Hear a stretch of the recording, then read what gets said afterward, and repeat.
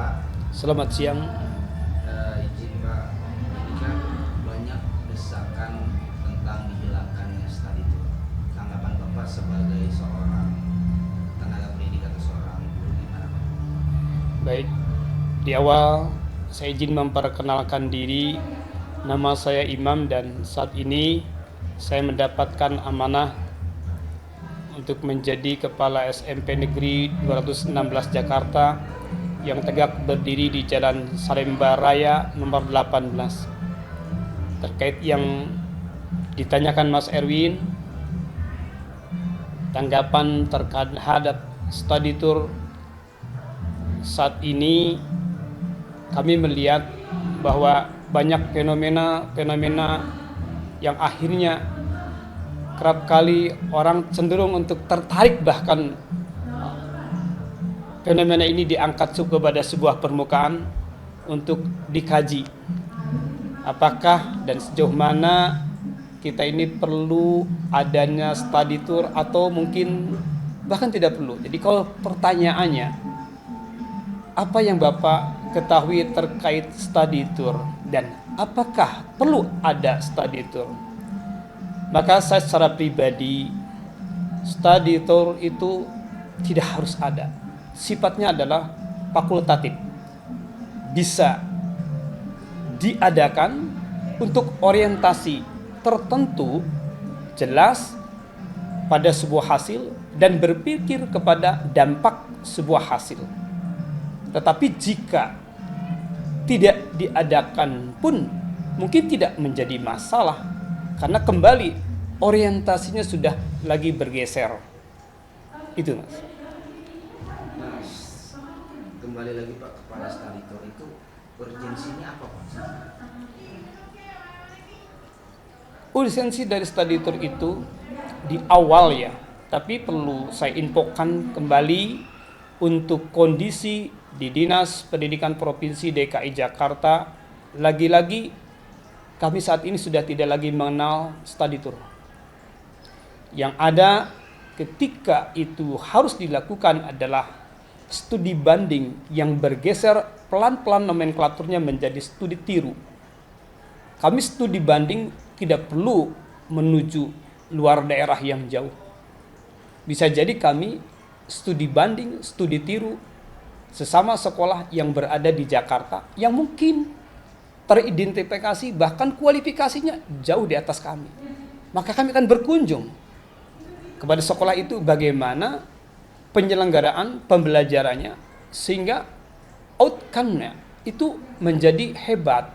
Kami perlu belajar, maka kami lakukan itu studi tiru, studi banding.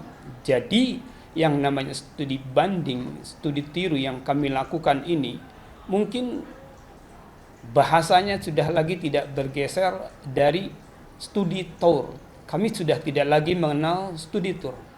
Bahkan kami dengan berbagai risiko yang mungkin muncul, seperti banyak kejadian di situasi kekinian, bahwa lebih tepat kami menggunakan nomenklatur itu studi banding dan studi turi, dan lebih tepat lagi kami menggunakan objek untuk tempat tujuan kami melakukan studi banding studi tiru itu adalah di wilayah provinsi DKI Jakarta yang menurut hemat kami provinsi DKI Jakarta cukup kaya dan beragam dengan berbagai modifikasi pembelajaran. Berarti studi tiru tadi lebih efektif, dan efektivitasnya seperti apa Pak? Ya, studi tiru itu lebih efektif karena kami ketika menyusun perencanaan, sebaiknya dalam perencanaan pun sudah dilakukan evaluasi. Maka ada tahapan evaluasi terhadap sebuah perencanaan sehingga ketika kita eksekusi di kegiatannya, kita bisa meminimalisir resiko yang tidak kita inginkan muncul. Bahkan kita bekerja berorientasi kepada sebuah hasil. Nanti ketika studi tiru, studi banding itu, Anda tidak hanya seakan-akan traveling, tetapi mereka dipandu, diguiden dengan sebuah LDKPD, lembar kerja peserta didik.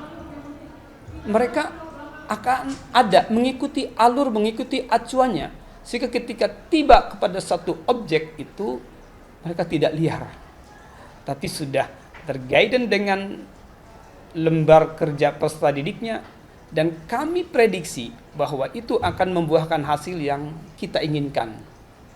Berarti terakhir Pak, untuk kedepannya sekolah-sekolah khususnya sekolah di luar Jakarta lebih baik menggunakan studi tiru ya daripada studi tour. Baik, saya pikir sepaham dengan yang disampaikan Pak Erwin bahwa lebih tepat kita menggunakan nomenklatur studi banding studi tiru ketimbang studi tour. Karena ketika bahasa studi tour itu nomenklatur itu relatif kepada bagaimana kita seakan-akan itu travelingnya, healing-healingnya yang dikedepankan. Bahkan kadang itu seakan-akan orang menganggapnya itu hanya sebuah kemasan. Bahkan itu ujung-ujungnya hanya healing-healing, hanya jalan-jalan saja. Padahal sebenarnya mungkin dia memuat tujuan dan orientasi yang jelas. Yang bagaimana di saat ini itu mungkin saja di dalamnya akan memunculkan kreativitas peserta didik. Sementara di situasi kekinian dengan kurikulum merdekanya, mengharapkan dengan profil pelajar Pancasila, diantaranya adalah beriman, bertakwa kepada Tuhan Yang Maha Esa, dan berakhlak mulia. Itu bukan menjadi pilihan, tetapi menjadi satu kesatuan. Bagaimana yang kedua, dia mampu mandiri. Bagaimana dia mampu bergotong royong, artinya menunjukkan kolaborasinya. Dan bagaimana dia berkebinekaan global. Dia punya akses kemanapun, dan dia bisa ada dengan orang di luar sana menjadi setara. Tetapi di yang kelima di sini, bagaimana dia memiliki karakter yang kreatif. Nah, kalau ternyata di momen-momen tertentu akan menunjukkan dan membuahkan kreativitas anak, juga kita tidak bisa membungkamnya. Akan tetapi mari kita wadahi dan kita kemas supaya kegiatan-kegiatan yang menuai kreativitas anak-anak didik kita itu dikemas dengan resiko seminimal mungkin. Jangan lupa bahwa para peserta didik itu juga di belakangnya ada orang tua yang senantiasa mensupport. Tak ayal kita dan jangan menutup diri kita. Masukan-masukan orang tua ini menjadi satu kajian yang perlu kita analisis, sehingga momen-momen kegiatan yang akan kita tempuh itu berdasarkan persetujuan orang tua, sepengetahuan orang tua, dan senantiasa bersinergi dengan sekolah, sehingga apa yang terjadi, apa yang akan didapatkan para bapak ibu guru beserta kepala sekolah, para orang tua bisa memprediksinya. Itulah menjadi satu orientasi yang nyata, jelas, sehingga sama-sama memiliki controlling kuat terhadap kegiatan-kegiatan tertentu. Oke, terima kasih Pak. Siap.